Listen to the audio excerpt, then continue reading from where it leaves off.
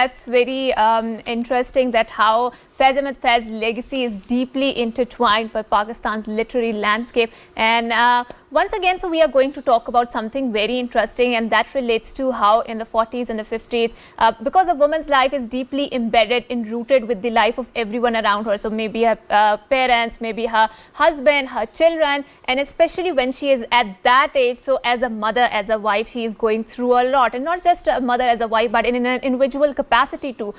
So we are going to talk about the perimenopause phase and the menopausal blue which a woman experiences, and especially in the South Asia, there's a lot of conversation around, because at this stage, a lot of women are not even aware that they feel, in our Urdu lexicon, more jhagralu. So what does that jhagralu means? And because of that behavior, it impacts the life of everyone around her. So how to manage this phase better and how to deal with the menopause blues? We are very glad that we have been joined by all the way from the UK by a very non-traditional grandma, I would like to say, because she's very active. She's a fitness enthusiast. She's actively engaged in activities, in lifestyle changes, and she is talking about this subject and dealing with it. We are very glad that we have been joined by Sahir Ahmed Awan. She happens to be the menopause health expert. Assalamu alaikum, Ms. Sahir, and thank you so much for joining us. Wa alaikum salam. Thank you for having me. Right, so we will start by, please explain what is a menopausal blues, especially for the people who don't know out there, and what are the symptoms and how to deal with it. Okay, so menopause is a transition in a woman's life that she will approach around the age of 45 to 55. It varies in all women. And it's the beginning of the post-reproductive years of her life, so where she can no longer have children. But it doesn't just affect her reproductive system. It affects her whole body, her emotions, her mental state. The decline in hormones really does have a profound effect on how a woman feels. Her energy levels, her brain function, her mood, her sleep, her stress management, it impacts just about everything in her. And there is one thing that you just mentioned in how she feels emotionally. So menorage is something that's very common amongst women, where they can't understand their own emotions, how they're feeling.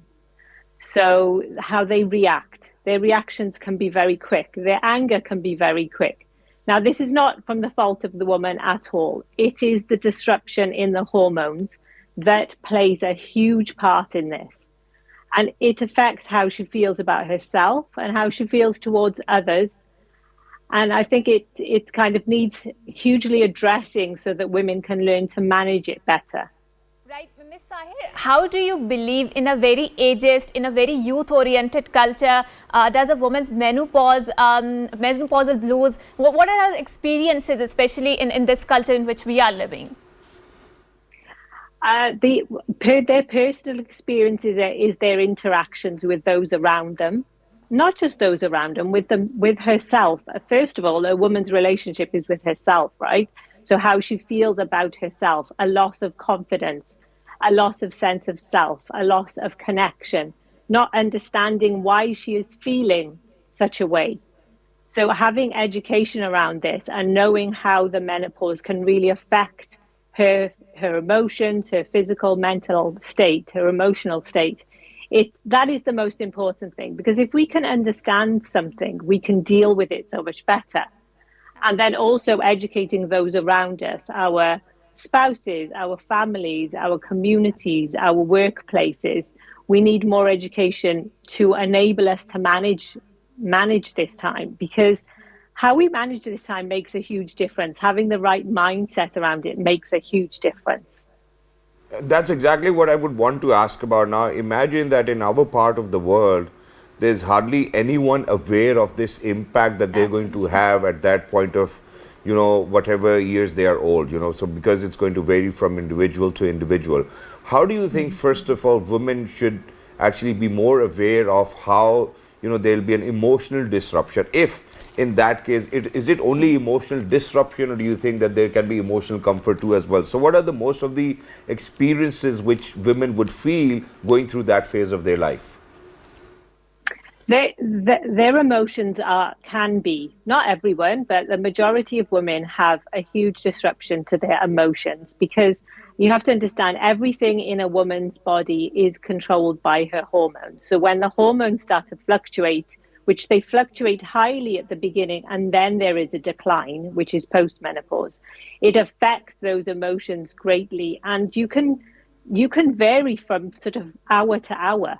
You can have such joy 1 hour, and then you can be in tears and depressed the next hour. It is quite profound changes. And firstly, understanding this within yourself and connecting to that and knowing that that happens just makes a huge difference. And then learning how to manage it. What can we do in our day-to-day lifestyle that can help those feelings and can help balance out those feelings? What can we do? We can really focus on our lifestyle. So we have so many practices within us that we can do. So lifestyle management is so highly underestimated that it's shocking. But my first and foremost thing would be to say exercise. Now, I know I'm a fitness professional, but exercise has been proven to reduce anxiety and depression and to help with symptoms of menopause. And it will help with physical symptoms, emotional and mental symptoms. So, brain fog, mood issues, sleep, stress management, they will all be benefited by daily exercise in a woman's life, and not just in this phase. If we can have a good background before we reach this phase, if we start before, it's much better. But if we haven't, it's never too late to implement those lifestyle changes. All right. Right. And Ms. Sahir, so there are lots of conversations which are happening at the global scale, which are talking about the perimenopausal state and the menopausal state. But I think there's a darker side to it, and that preys on our needs, and that is also fueled by the wellness industry, about this beauty industry, which says that the women have to do everything right, and women have to do everything at all, right? How do you think we can deal with this pressure, the pressure which is induced by the wellness industry and I would say the beauty industries? You need to do, get this cream, you need to get this stuff out there in order to look more beautiful, because you are grappling with bodily changes, right? There are also physical changes which are happening within you in that phase. Yeah, unfortunately, these kind of things sell. They create marketing, and it does just, it kind of uses that to get women to think they have to have this cream, they have to do this in the morning, this in the evening, and it just is confusing. And the whole market has become very confusing. Social media has become very confusing. I think we just need to strip it back quite a lot and make it much more simpler. There is a few key pillars I suggest to my clients and women to use, and that is to focus on exercise, nutrition, sleep, stress management, a positive mindset, and possibly helping yourself with some supplements. To do this with a guidance of like a health professional or a wellness professional, and just make it as simple as you can, because it can be quite complicated how you feel in yourself. And if we try and think we need to be doing a million things, we just lead to overwhelm, frustration, and then we don't want to do anything. And that's exactly, what is actually challenging for them, for Absolutely. any women who's actually going through that phase of life, for them to control their emotions, be that one person which everybody in their household actually wants them to be. How do you think that, people who surround that lady within that particular household needs to behave when they know? Because over here, unfortunately, what happens is that nobody speaks about it, nobody tells anybody, okay, what phase of life that they're going through. So how do you think that people who are related to her need to understand? Because nobody's going to speak about it. So, I cannot go up to my mother and be like, if you're going through menopause, I need to behave a certain way, unfortunately. And how I do you think things need to be? Women themselves are not even aware that they are going through this phase and this is what is happening with them. So self-awareness is not there, unfortunately, in this part of the world. For anyone. Yeah. Yeah, and to be honest, it's not just even in, as you say, in the South Asian parts of the world. It's only about five years that this discussion has been mainstream even in the Western community, and we're still every day discussing it. It's a huge topic, and I think the key word is education, and we need to start educating and discussing at a much earlier stage. So they should be taught to girls and boys at a younger age, because if they have that knowledge, then they can use that knowledge as they get older. But if it hasn't, happened at a younger age, we just start talking about it. Education is key. And we have discussion.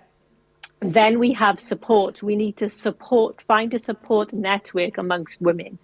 So I know it's a topic. Any women's health issues is very much a tender topic in our society, in our South Asian society.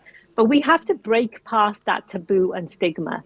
It's the only way to break past it and realize that it's just like any other health issue. I mean, I compare it to things like diabetes, headache, heart disease. We talk about those things, don't we? Well, this is just another health issue, and it's going to happen to every woman.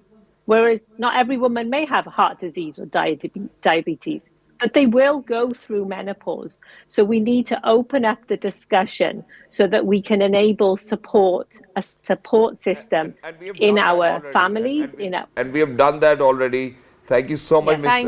Sahib, for being with us. Lovely to be in conversation with you. Thank you so much for your time. It must be really early in England right now because they're 5 hours behind. So thank you so much for your effort. We've opened up this discussion.